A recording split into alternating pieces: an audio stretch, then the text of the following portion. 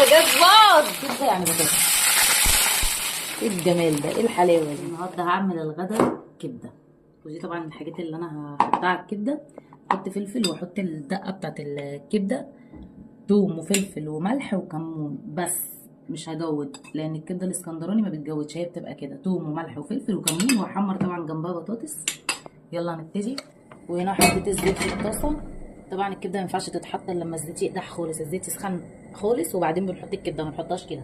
هنا هحط الكبده كده بدمها. الكبده ايه ما اتغسلتش زي ما هي كده.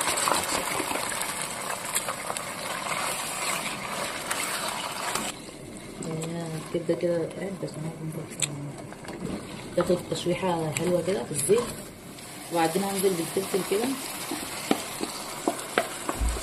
ده فلفل عادي، اللي عايز فلفل حامي يحطه طبعا. ودي الدقه بتاعت الكبده هحطها دلوقتي، مش هحطها كلها لقيتها كتير، فهحط ايه بس نصها كده اما اشوف.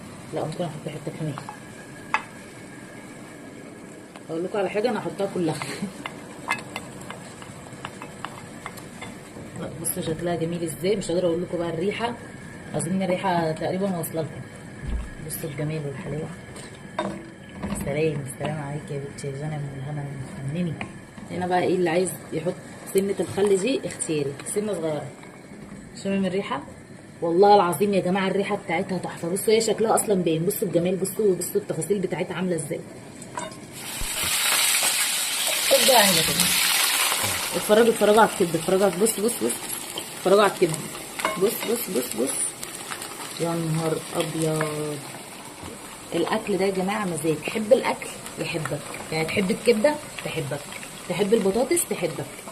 لازم تحب الاكل وانت بتعمله عشان يحبك، ينزل الاكل في بطنك وهو ايه بيحبك فيمري عليك. طبعا ملح وفلفل.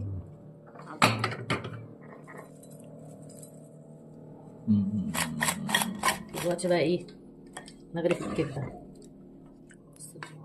وجي الآن موعد الأكل.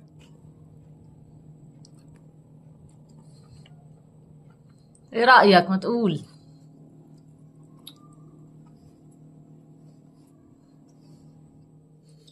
إيه رأيك في الكبدة اللي أنا عملتها؟ ايه؟ اللي هو عملها هي بابا انا اللي عملتها. كبدة بلدي. اعملوها بالطريقه دي يا جماعه، والله العظيم هتعجبكم جدا. كبده يعني بطاطس محمره. كبده يعني ايه بقى؟ كبدة يعني أكل. وفي الآخر أقول لك استنونا في طبخة جديدة مع مطبخ جنى. استنى